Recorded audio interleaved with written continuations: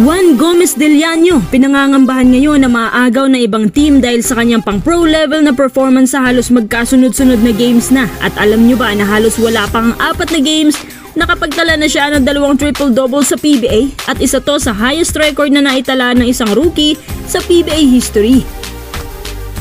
Kampo ni Arwin Santos, galit sa ipinataw na parusa dahil di naman si Arwin ang nag-initiate ng away at anya, dapat din daw na parusahan din si Tonton Bringas para patas. Tara, simulan agad natin.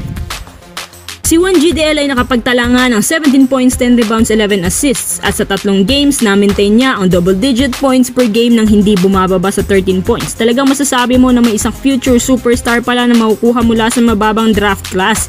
Huwag kayong magagalit, pero mas mataas ang naitatala niyang puntos kumpara doon sa unang sumalta si RJ Abariento sa Ginebra. Bet ko din to si Juan GDL na baka sa kanya mapuputang Rookie of the Year award ngayon. At dahil nga dyan, alam nyo ba na pinag-aagawan siya ng halos 4 na caliber teams ngayon sa PBA at nakuha pa niyang atensyon na 3 SMC teams. Pinakaunang team na nagka-interest sa kanya ang Magnolia. Hindi ako sigurado kung si LA Tenorio, pero may isa daw sa kanyang staff ang gustong makuha siya.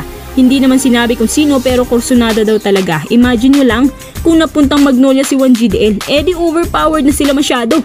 May Xavier Lucero pa nga sila kapag sinamahan mo pa yan ng good offense initiator na si Baroka. Tapos si Juan GDL sa first unit, abay kaya na nilang mag-sweep niyan kung ganun kaangas tapos may Jerome pa. Kahit wag nang palaruin si Polly, maayos na. Pangalawang team ay ang San Miguel. Simple lang ang dahilan, gusto nila ng backup na guardian ni CJ Perez kasi kapag na-injured siya, walang pumapalit sa kanya. Masyado din mabagal ang SMB maghanap ng backup niya. Pero isa lang sigurado dyan, kung sino man yan, baka hindi yan talaga si Juan GDL. Pangatlo ang TNT. Kahit di masyadong naghahanap ang TNT ngayon, tahimik sila sa trades. Naghahanap lang yan ng tamang tiyempo kung kailan nila makukuha. Itong si Juan GDL. Syempre, gustong makuha ng Converge ang rights ng TNT kay Parks, diba? Di butas na yan. Di ko lang din alam kung ipupursu pa ng Converge ang rights ni Parks kapag si Juan GDL na ang kapalit. Pang-4 ang Ginebra, pero pinakahuli na sila na nagka-interest sa kanya. Plano nila na makasama ata si RJ Abariento sa pangalawang unit pero kinalimutan na nila yan.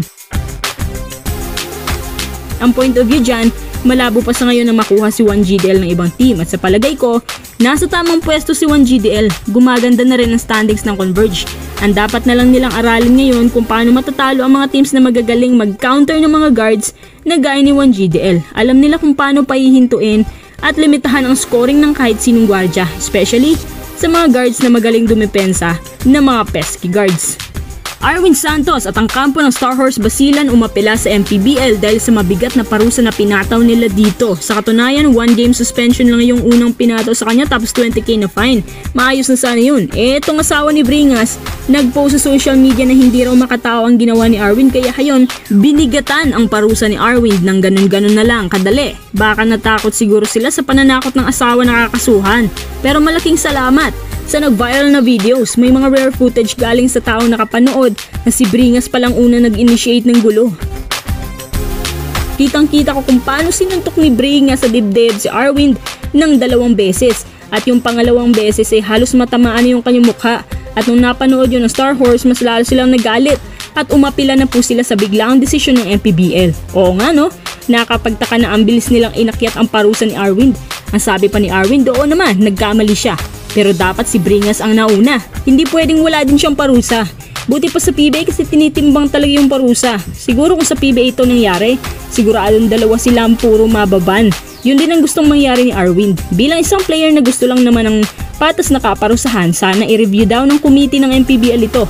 Baka magbago pa at pati si Bringas mapaparusahan din. Sa apela ng Star Horse sa ngayon, wala pa silang sagot tungkol sa bagay na to pero sana mapagbigyan para hindi masira ang imahe ng MPBL.